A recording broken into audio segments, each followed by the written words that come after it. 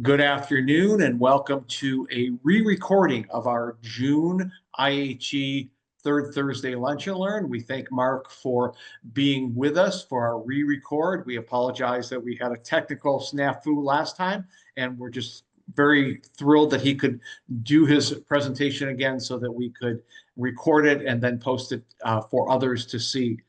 We welcome Mark Wygoda with us today. He is a son of a survivor who is no longer with us. He has a very interesting background himself, a retired professor now living in Durham, North Carolina. And Mark, we welcome you. And I am not going to give any more of an introduction because I think the story itself will come out in your presentation. So please go ahead. Thank you, Scott. I'm very grateful to the Institute for giving me this opportunity to tell you about my father's life of defiance and resistance during the Holocaust. Hermann Wygoda was a 33-year-old civil engineer living in Warsaw the day the Germans invaded Poland. He survived by living under an assumed identity, first in Poland and then in Germany, and later in German-occupied Italy, where he was able to fight back against his enemies as a partisan commander. But, when the war ended, his resistance didn't end then, because early on, he realized the importance of bearing witness to future generations. So in 1945, before he left Europe, he wrote his memoir of the Holocaust. And now I'm going to share my screen and show you that memoir. Let's see. And let me make you co-host so that you can do that. Oh, okay.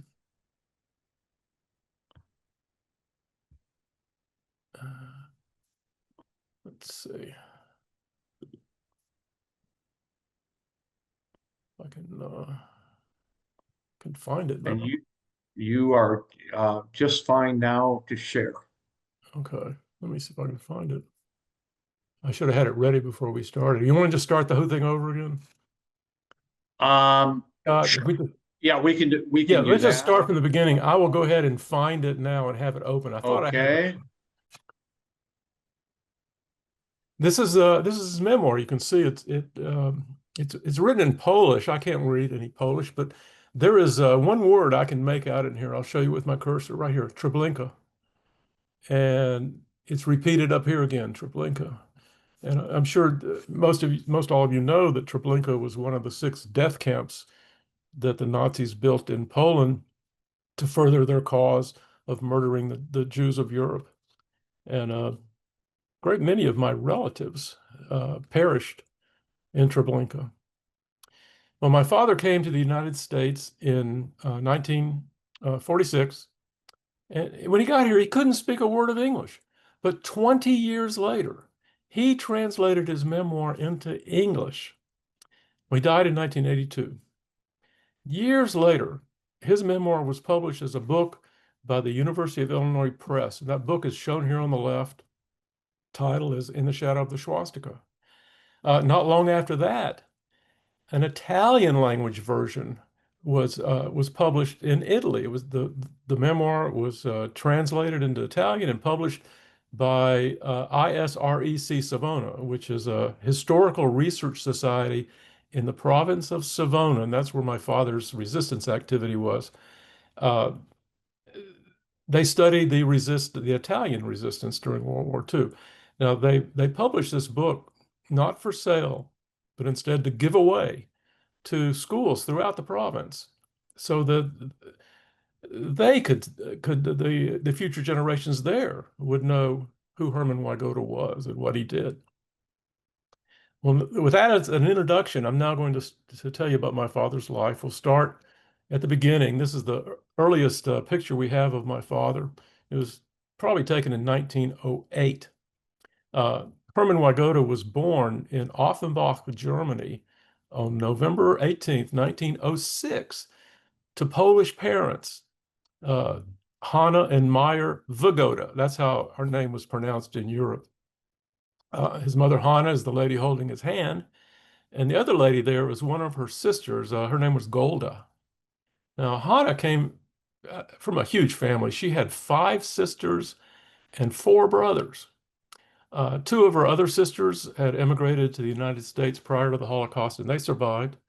One of her brothers had died before the Holocaust, but uh, Hannah and Golda's other themselves and their other brothers and sisters, that they all perished during the Holocaust. Now, when my father was 8 years old, the family moved to Berlin. But then later, after his father was killed in World War I, Hannah took Hermann and his little brother Leon back to her hometown of Kossow, Poland, which was a little tiny town about 50 miles northeast of Warsaw. Here's a picture of Leon with Hannah taken in the 1930s. Leon remained in Kossow, working as a cabinet maker, but my father, after spending a few years in the Polish army as a lieutenant, he attended Warsaw Polytechnic Institute and became an engineer. He took his first job back in Germany, in Berlin, but he left to come back to Poland in 1929 because of the rising anti-Semitism that was happening there. Back in Poland, he married, and the couple had a son, Samuel, in 1934. This is a picture of Samuel. He was my half-brother. The couple later separated, and my father raised Samuel himself with the help of his mother. The 3 of them lived together in a downtown Warsaw apartment. Now, in the summer of 1939, my father knew that war was coming. And he also knew that when the Germans took over Poland, Jews there would suffer the same terrible fate that German Jews had been suffering ever since Hitler came to power in 1933. My father knew what had happened and was happening in Germany because he would listen to international news on his shortwave radio. He felt it'd be far safer if his son and his mother were with his brother Leon back in the little town of Kossow rather than in the giant metropolis of Warsaw. So he took them there, and then he returned to Warsaw where he worked. Well, Germans invaded on September 1st, 1939. My father was in Warsaw. In his memoir, he writes about the aerial bombardment and the artillery barrage, the massive destruction, the death, and the panic that was happening in the city. And after the city surrendered, he watched German soldiers arrive by train to take part in their victory parade that they put on for Adolf Hitler. He said almost immediately the Germans started issuing anti-Jewish proclamations, the first of which, he said, ordered all Jews to turn in their radios to their respective police stations. He saw out in the street men, women, even children carrying radios of what he called different vintages, and also larger radios that were being transported on push carts. He decided to hold on to his shortwave radio for the time being. He refused to obey all the subsequent orders, such as the wearing of the Star of David on an armband. Instead, he went underground, so to speak, assuming the identity of a Catholic Pole, but not just an ordinary Catholic Pole. No, my father posed as a Volksdeutscher. The Volksdeutsch, literally German folk. These were ethnic Germans, Germans who had German Aryan ancestry. They lived in other countries. They were not German citizens, but they were the closest thing to German citizens, and the Germans held them in pretty high regard. Well, he got away with it, and he credits his success to his language skills. When he needed to, he could speak fluent German with the accent of someone from Berlin. And time after time, that saved his life, as also the lives of other people, including the wife of a friend of his who got killed in the war and their daughter. This was the daughter. He had her picture. We don't know her name, although we know from my father's memoir that She was the same age as his son Samuel. They lived in the old Jewish section of downtown Warsaw. And he would smuggle food to them. What he would do, he became a smuggler. He could no longer work as an engineer. Instead, he became a smuggler. He had two partners who lived in that same old Jewish section of town. One was a furrier and one was a jeweler. And he would take their products he'd smuggle them out of Warsaw into the countryside, sell them to farmers, and use the money to buy food to provide for his family, which was back in that little town of Kosovo, and also this little girl and her mother, who were in Warsaw. They were in bad shape.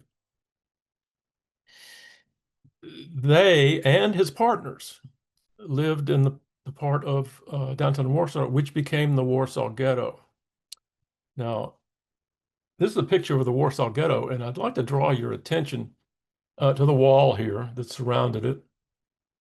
In the spring of 1940, that's when my father said that he heard rumors that were going around that the Germans were building wall sections in different parts of Warsaw, and also rumors that the Germans were going to separate the Jews from the rest of the population. And so he decided to check it out. So he found sections of 10-foot high masonry walls that were being constructed here and there. He couldn't make any sense of it. He asked a brick mason at one of the construction sites, what were those walls for? And the man told him he didn't know. Later, by the middle of the summer of 1940, he said the walls were going up at a much faster pace. And he wrote in his memoir, what in the spring had appeared to be a crossword puzzle with scattered pieces now began to look like a medieval fortress. But no medieval fortress had ever covered so much territory. In some places, the walls ran down the centers of streets right between the streetcar tracks. In other places, whole rows of apartment buildings had their gates blocked up with bricks. Well, he continued his smuggling operation even after the ghetto was completely sealed off from the rest of the world. In his memoir, he doesn't really say how he got into and got out of that place, only that he used what he called holes in the wall that were reserved for professional smugglers only. But he did write about what he saw as they walked the ghetto streets, the dead and the dying out on the sidewalks beginning in the fall of 1941. Now, every time he left, he wondered whether he would have the courage to go back in there again because of all the misery he was witnessing. But he kept going back. He said the ghetto drew him in like a magnet. And even after that little girl and her mother died in the spring of 1942, he kept going back. And now he was delivering food to starving children that were just laying out on the sidewalk. He referred to them as looking like miniature skeletons with glassy eyes set deep in bony sockets with an expression of hopeful expectation. Now, here's a map that my father drew when he was translating his memoir into English. It shows various cities that he describes in his memoir connected together by railroad lines. Now, down the lower left over here, this represents Warsaw, and you notice he spelled it the way it's spelled in Polish.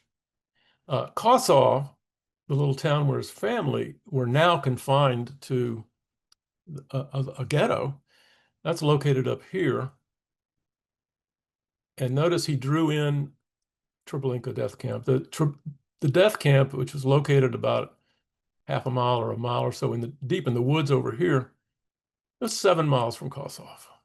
But that wasn't operational until the summer of 1942. What he would do in his smuggling operation is that he would smuggle back and forth to Warsaw, spending time with his family in Kosovo. He went into Warsaw about once every 2 weeks after the ghetto was sealed. The rest of the time he spent in Warsaw with his family. Um, Now, one day in the spring of 1942, while he was in Warsaw, he had a run-in with the Polish police. They beat him up, threw him in jail, and then after a few days, took him to this city here, Sokolov, about 10 miles away, a much larger city, much, much larger Jewish ghetto. They put him in the ghetto there and told him to stay. But he wasn't about to stay there. He now continued with his smuggling back and forth to the Warsaw ghetto, but instead of following this route, he went to Warsaw in a roundabout way, and that's because he couldn't afford to be seen in Warsaw at all, or the Polish police, they would have killed him and probably his family too. Well, in July of 1942, on a return trip to Warsaw, it turned out not to be typical at all. When he got to the city, a friend of his, this man here, his name was Stanislaw Gorczyca. He was a real Catholic and also worked for the Postal Service. And Stanislaw warned him that if he was going to go into the ghetto again this time, he needed to be extremely cautious. He told him that the strange things were happening at the railroad station closest to the ghetto, that the Germans appeared to be assembling all available freight cars there. And strangely enough, they were covering up the air vents on the cars with barbed wire and heavy boards nailed from the outside. Nobody knew what was going on except, of course, the Germans. Well, nevertheless, he went in again. But this time he said the situation was very different. There was a lot more tension in the air. And whenever a German patrol was spotted, everyone ran for cover. He asked the people, what is going on here? And they told him that lately those German patrols had been shooting into the crowds indiscriminately. Then he saw in the distance what looked like a large group of Jewish men and women being led by Germans. Everybody fled. He barely made it into an apartment building before the door was slammed shut behind him. And every once in a while in that crowded lobby, he was able to make his way to the door to look through one of the peepholes. And he said what he saw outside was a column of Jewish men and women, about 18 to 20 people wide, being led in the direction of the railroad station by German soldiers with bayonets fixed to their rifles. He said it took about 40 minutes for the whole procession to pass by. Then he went back out into the street, continued to the place where he'd take the potatoes and other items he was smuggling in, only to be caught up in another crowd of people running like crazy. This time he witnessed the murder of a young Jewish man out on the sidewalk by a Nazi SS officer who shot him in the back of the head. That convinced him it was just far too dangerous for him to be in there. So he left, never to go back in. Now, instead of returning to the Sokolov ghetto, which became his base of operations, he went to Stanislaw's house. And Stanislaw told his wife that my father was a distant cousin and needed a place to stay. So he was welcomed there, and everything seemed to be going good. After a few days, he began wondering if it might be possible to get his son Samuel there also. And he talked to Stanislaw about it. And Stanislaw agreed not just to let the boy come, but to go with my father to help get him out of the ghetto and bring him back to Warsaw. So I'm gonna go to this map one more time. And now my father and Stanislaw were on a passenger train heading up in this direction. And my father was in disguise. He'd have to get off the train in Warsaw, so he was wearing Stanislaw's postal uniform, and he'd also grown a beard to help disguise himself. Well, when they got to this city, Malkinia, up here, had to change trains, but they found out the trains weren't running to Warsaw. So they walked along the tracks. As they got close to the railroad station at Treblinka, which was out here on the main line, they found out why the trains weren't running. There were several freight cars stalled on the track, waiting their turn to take that railroad spur into the forest to the death camp. So they took to a road about 30 feet away, walked along in silence. It wasn't just my father and Stanislaw, but they had joined a group of smugglers that were walking along also. Now there were guards patrolling the sides of those trains and paid no attention to my father and the other people. My father heard people inside those freight cars.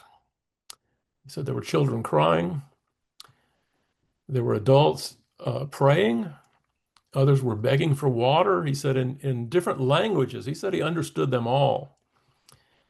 As they walked along, he and Stanislaw and what he called those otherwise hard-boiled smugglers, they were all crying at what they were hearing.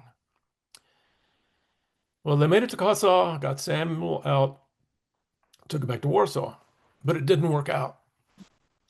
Stanislaw's neighbors were getting suspicious and started asking questions. And my father, knowing that the penalty in Poland for being caught hiding a Jew was death to the entire family, he didn't want to risk Stanislaw and his family's lives. So he departed with Samuel, but he didn't take Samuel into the ghetto in Warsaw. He took him somewhere in the countryside and left him with a farmer friend, a Mr. Zielinski, left him in his care.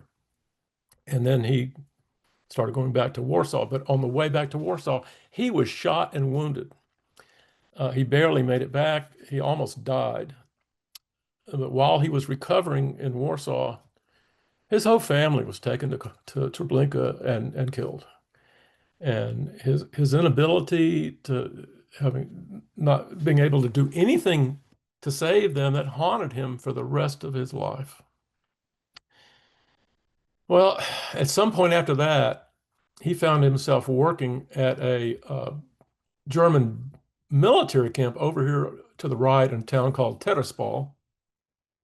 And he was working alongside another Jewish man who was hiding in plain sight, just like he was. And here's that man.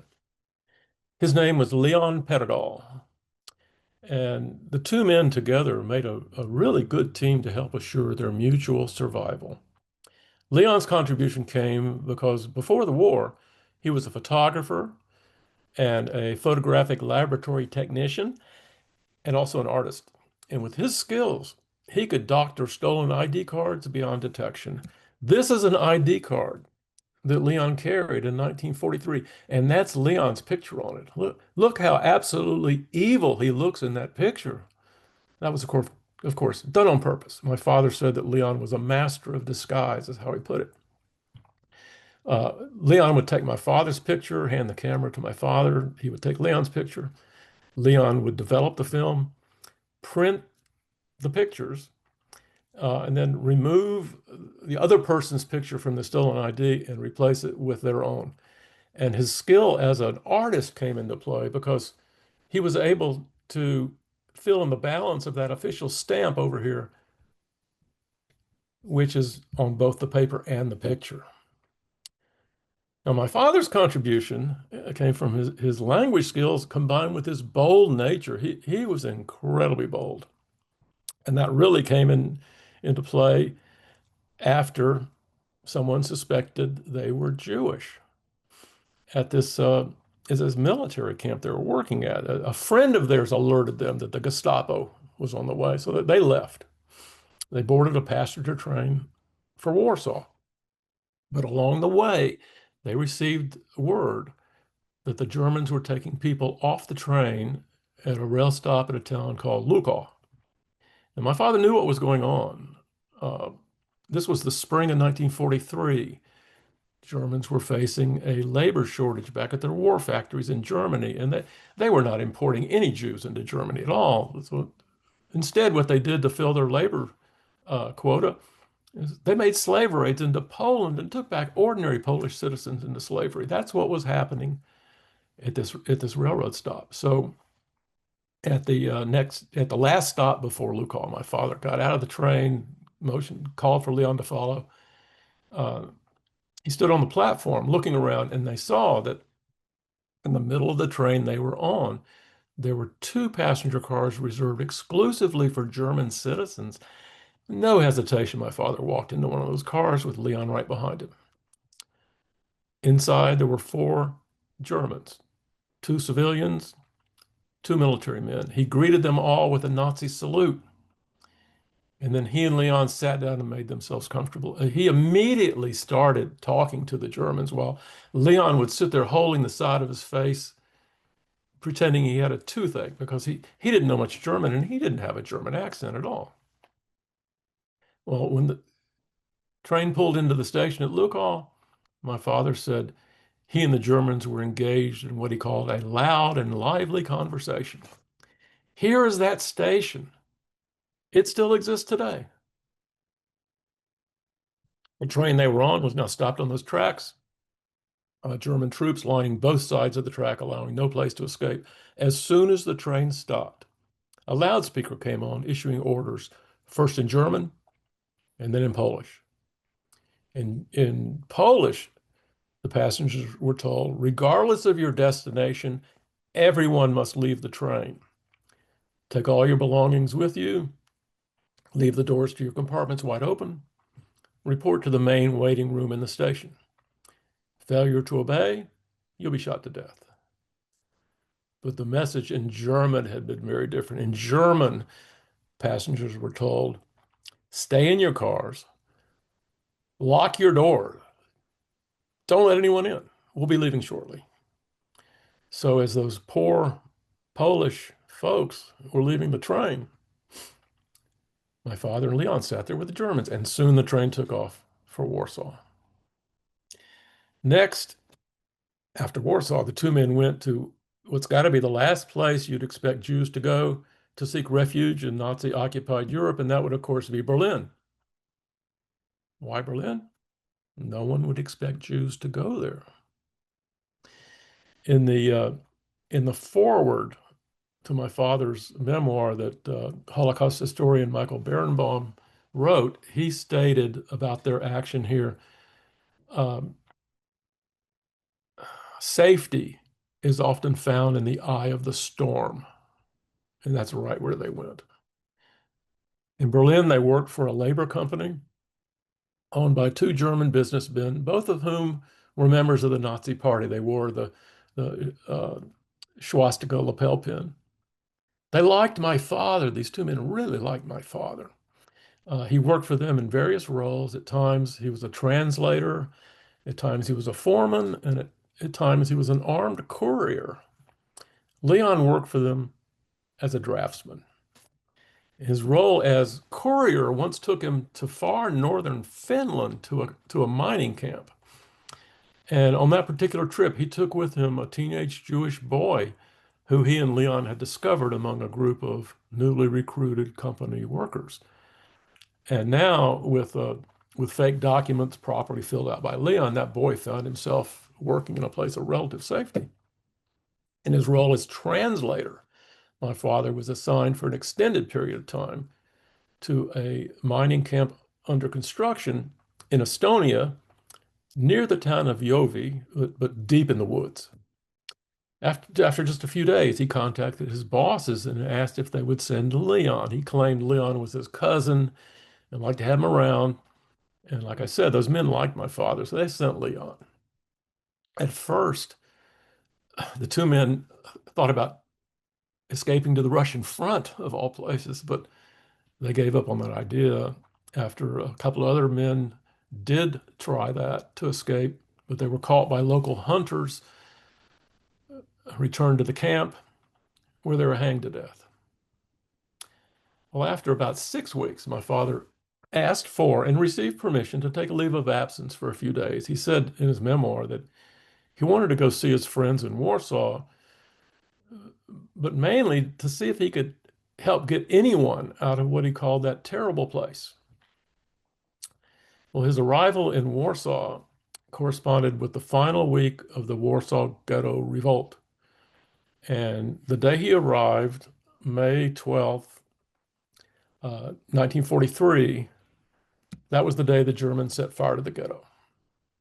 For 4 days, he watched what he called that desperate but unequal fight through a window in a friend's apartment, a man named Frank, who lived right across the street from the ghetto. Then, with the help of Frank and his other friend Stanislaw and the Polish underground, he got hold of two teenage Jewish boys with fake documents supplied by the underground, and he took them back to Yovi with him. Soon after that, he and Leon were reassigned to the company headquarters back in Berlin, and there my father was constantly reminded of the dangerous situation they were in, because right upstairs from the company office there was a Gestapo unit, and just about every day he would pass the Gestapo agents going up and down the stairs. He was terribly frightened, but he never showed a trace of fear that would have given him away. But he and Leon knew they were bound to be discovered sooner or later, and they knew they had to get out of Germany. Well, their ticket out of Germany, so to speak, came thanks to the Allies, who were now bombing Berlin. After one particular bombardment or bombing raid, the company they were working for was given the contract to clear out the rubble from a bombed out government building. See, the key here is it was a government building. It did not catch on fire. My father was put in charge of the job. They gave him 100 men, but he went in first to snoop around, and he found what he was hoping to find: blank travel documents, blank ID cards, and official government stamps. With these documents filled out just the right way by Leon, the two men could go wherever they wanted within the sphere of German influence. So in December 1943, they boarded a passenger train and arrived at the Mediterranean port city of Savona, Italy, without incident. Now, this was the time when the Germans were occupying northern Italy. Here is a contemporary photograph of Savona, Italy. There they worked for a labor company, and they felt relatively safe. But my father wanted what he called complete freedom. And even though Leon tried to talk him out of it, he planned his escape to the island of Corsica, which was then occupied by the Americans. He bought a motorboat. He hired two ex-Italian Navy men to navigate. He also got weapons on the black market. He said he was not going to be taken alive. But in the early morning hours of February 12th, 1944, he was arrested in his hotel room by the German secret field police, which he believed to be the military equivalent of the Gestapo. 5 men, a captain, a sergeant, 3 enlisted men made the actual arrest, while other soldiers stood guard outside. They took him downstairs, put him in the back of a German staff car, drove him to the military garrison in Savona, questioned him for hours, and then locked him in a cell. He escaped that night and went up into the mountains over here. You see where the cursor is, to the west of Savona. And in just a few days, he learned from local farmers the reason the Germans had used such elaborate precaution in arresting him, the reason they treated him with relative courtesy, the reason they just didn't take him out in the street and shoot him. And that's because they thought they had captured a famous British spy that was supposed to be in the area. But of course, they got that wrong. But he also found out that Leon, too, had been arrested. Well, he spent the next few weeks living in a cave high up in the mountains. The location of that cave is shown by this arrow on the side of this ridge. And it was in that cave where he was approached by a group of armed men. He knew who they were. They were the partisans. They asked him to come with them. Of course, he went with them. They took him a few miles away into a house where he met a high-ranking officer in the Italian Resistance Army, which went by the name Voluntary Liberation Corps. That's what they called their army. And he was eager to join the partisans, but he was astonished when, after a long discussion, that officer asked him not just to join the partisans, but also to assume command of one of their units that was active up there in the mountains, but had recently lost their leader in battle. he was made to understand the reason they wanted him to do this is that there was competition between two or maybe more members of that detachment for the leadership position. And in order to maintain harmony within the group, they decided they needed an outsider, a dark horse candidate to come in and take charge. And with his previous military experience in Poland and his recently proven prowess by escaping from the German military jail, he fit the bill.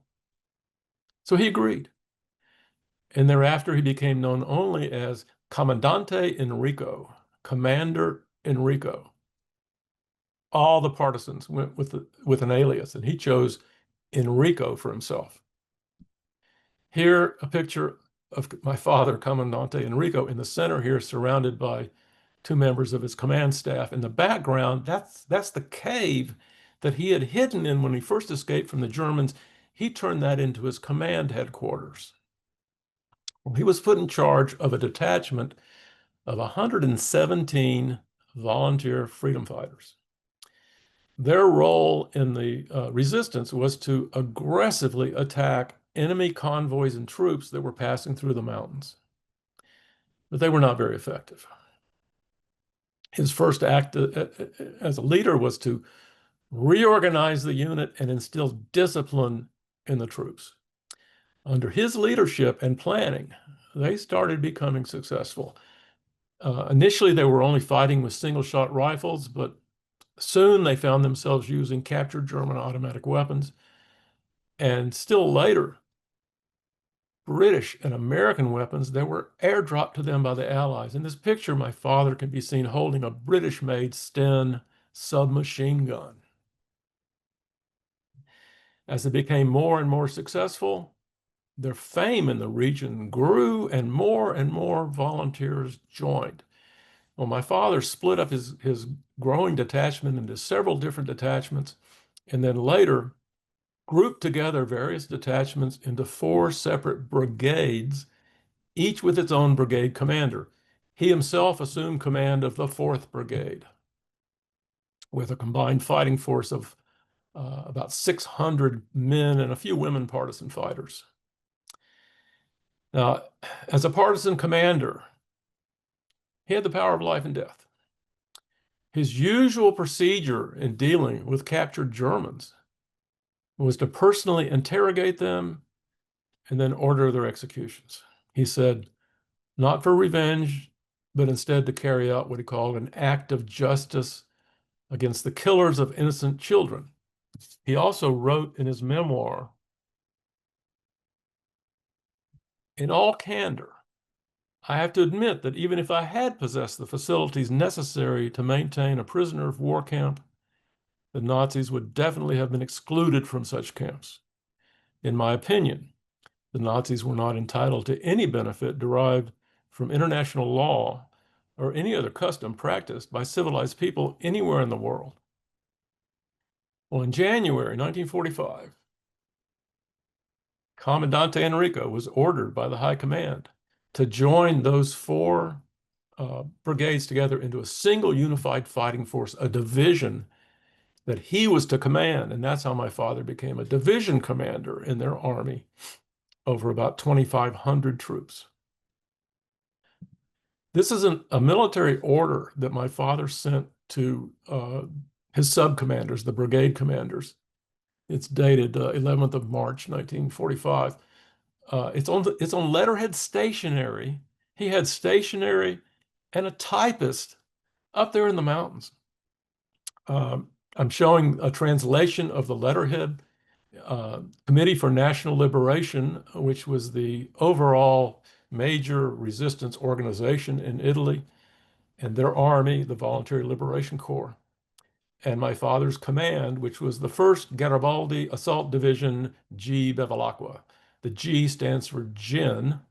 All of the units in this army went with the name of someone who had been killed in battle, and Gen Bevilacqua had been the original commander of that detachment that my father was put in charge of.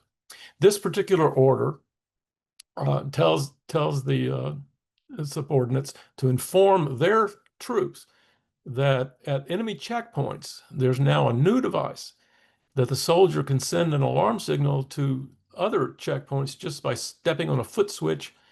And before they attack the checkpoints, they have to cut the wires and be sure not to cause a short circuit. Now, my father signed this right here under the military commander. I know you can't read that. That's Wygoda. He used his real name to sign his military orders. Well, on April 24th, 1945, he received a message that on the next day he was to take his troops down out of the mountains and help liberate the city of Savona with other divisions. He didn't save that message, but he saved a follow-up that came the same day. And this message up the top, I've translated what's up at the top. It's to Commander Enrico of the G. Bevilacqua Division from the liaison officers of the Allied headquarters. And down at the bottom, there's a rubber stamp that's kind of faded, but I'll show what it says. In English, it said British Military Mission of Western Liguria. That's where it came from. And Liguria was the region of Italy that included some province of Savona and some other provinces. This message asked him to station troops along a certain road. This is for the next day during the liberation. On the way to Savona, blow up some mines that are planted there, and also asked if they, the liaison officers, could accompany my father coming down out of the mountains for the liberation. Well, the city of Savona was liberated on the 25th of April.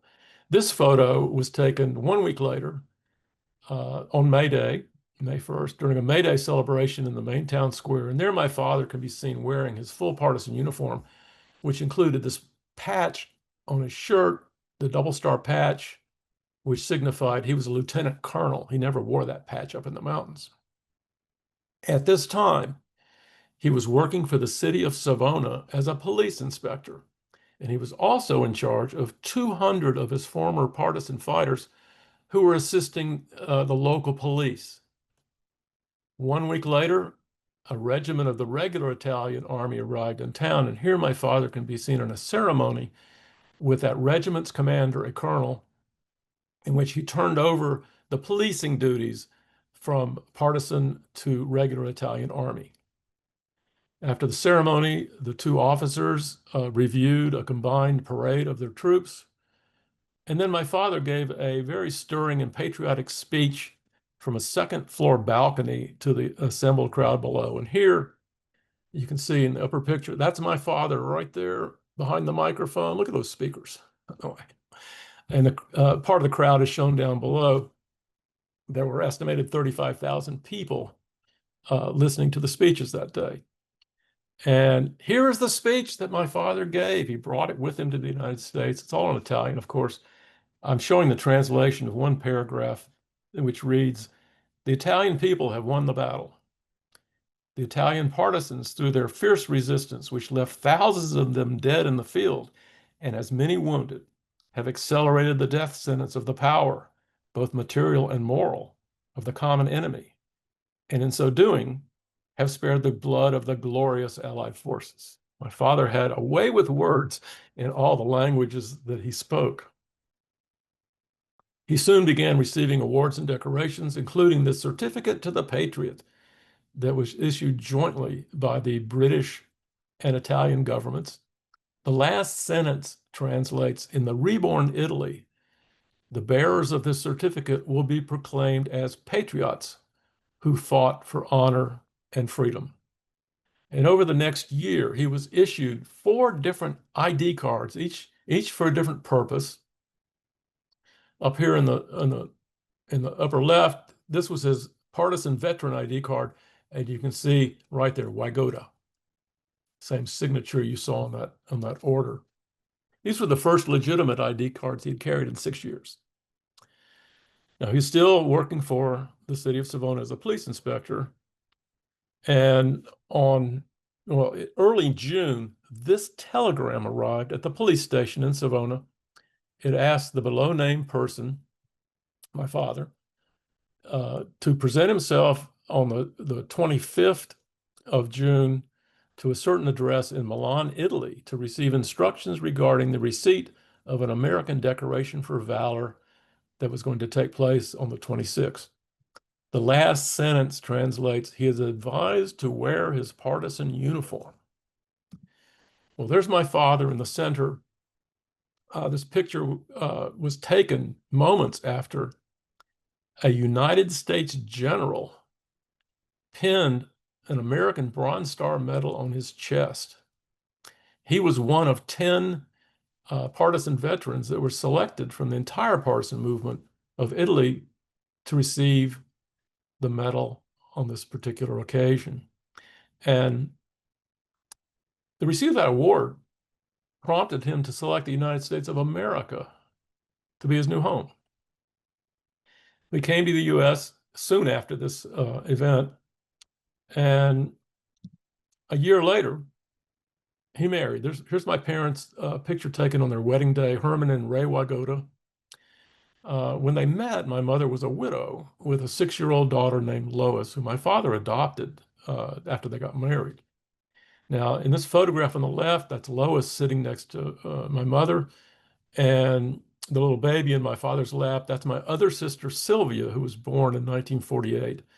And on the right, that's me. I was born in 1951. Here's my father's certificate of naturalization. He became a United States citizen in 1952. He was a true patriot. He loved and supported his new country for the rest of his life. In Chattanooga, he became a general contractor, specializing in the development of subdivisions and the design, construction, and sale of homes in those subdivisions. And today, there's hundreds of families in Chattanooga who live in houses that he built in the 1950s and 1960s. Now, this has not been a story about just one resistor who survived, but actually two. Here is Leon Perregol, the man who faked those ID cards. This picture was taken of Leon and his wife Janissa in Canada in the 1950s. Leon had escaped from that jail after many weeks, and he walked all the way to Switzerland to freedom. Eventually, he got a visa to emigrate to Canada. And I met him when I was a boy after he and my father reunited. And I'm going to conclude with one final photograph. This is the only existing photo of both Hermann Wygoda and Leon Perregol in the same picture. There's my father's on the right. Leon, wearing that camera around his neck, is on the left. I took this picture myself in 1967 at the Montreal World's Fair when we went there to visit Leon and his wife. Be glad to answer any questions anyone has at this time. Wow, thank you so much. That is absolutely fascinating. I have a couple of questions. One Sure. is we know that we have your father's the memoirs and that you've elegantly told his story. Did he himself, I mean, given you said he passed away in 82, did he ever share his story with groups? No, Did he never. talk about it with you? Barely said a word to me. I mean, I knew he was he called it a guerrilla fighter, partisan. I knew a little bit about that, and he didn't say anything about Poland or anything in Germany. He just wouldn't talk about it. I'm sure it's because, his whole family was killed, and back in the 1950s, many survivors wouldn't talk about anything. Right. So he just didn't talk. I'm so glad that he wrote the memoir to begin with, and then he translated it into English also. That was fantastic. The only time anything came out about him publicly was in 1967, maybe that was the year, but the general who had awarded him the Bronze Star, that was General Mark Clark, the man who had been in charge of all American soldiers in Italy during the war.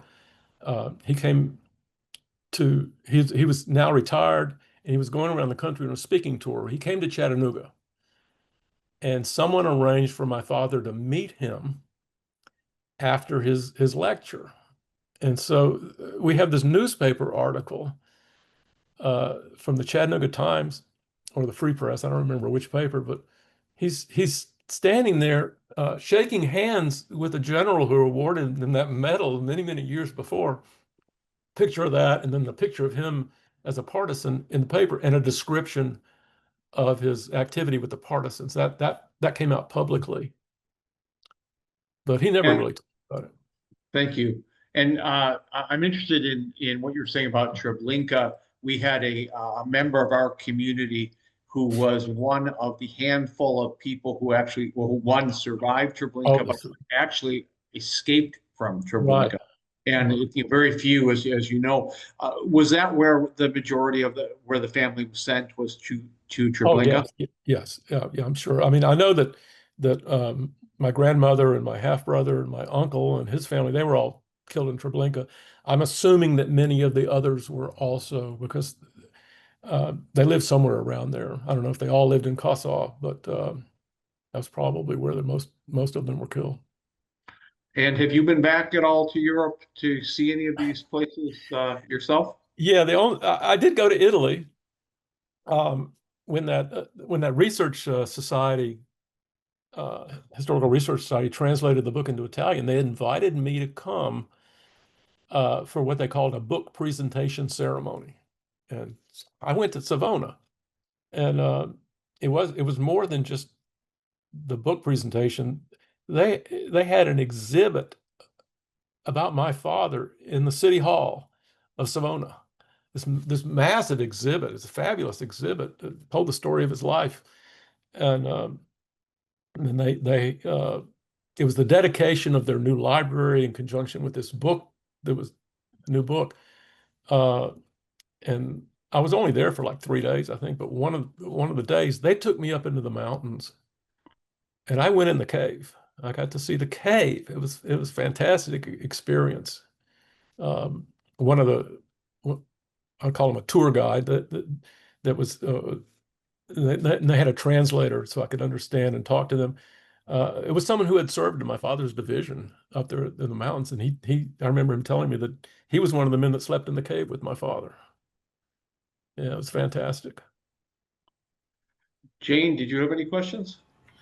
Something that I just wanted to touch base on is that you kept mentioning your father's language skills and Yeah. how language really helped save him. Could you share a little bit more about what other languages he spoke, or how you feel that language was really a part of him being able to survive? Oh, definitely. Yes, he spoke a lot of languages. I mean, he knew German, Polish, Yiddish, Russian, and then he learned Italian almost as soon as he got to Italy. He had a knack for languages, that he picked it up very, very, very quickly. He said in his memoir that when they first got to Savona, and they reported to a construction company, supposedly as representatives sent from the Home Office in Berlin, but it wasn't their office. It was a different office. They learned how to outfit in Savona, but they were accepted there. In the beginning, there wasn't much work, so he spent all day and night trying to learn Italian. And he also says in his memoir that that day that he was put in charge of that detachment, he gave them a speech in what he called broken Italian. And he got a roaring ovation afterwards. I mean, I don't know what he told him, but like I say, he had a knack with words. So he was good at it. Then came to America, and he learned English. That's another language, English. He knew a little French, not a great deal. Um, but he just had this skill for picking up languages very quickly. And knowing, in Germany and in Poland, knowing what people were saying around him when they thought he didn't know the language, that was very helpful. Because at times he pretended he didn't know any German. He was just a Polish, a Volksdeutscher, but he didn't know any German. And other times he would pass himself off as a German citizen. Mark, thank you so much. This was absolutely wonderful. I'm so glad that we had the hiccup last month in technical difficulty, so I got to hear it firsthand. Good. Truly, your telling of your father's story is absolutely wonderful. I'm glad that you're a part of your Speakers Bureau in North Carolina. And as we say in Ashkenazic Judaism, may your father's blessing truly be for a blessing. All right. Thank you.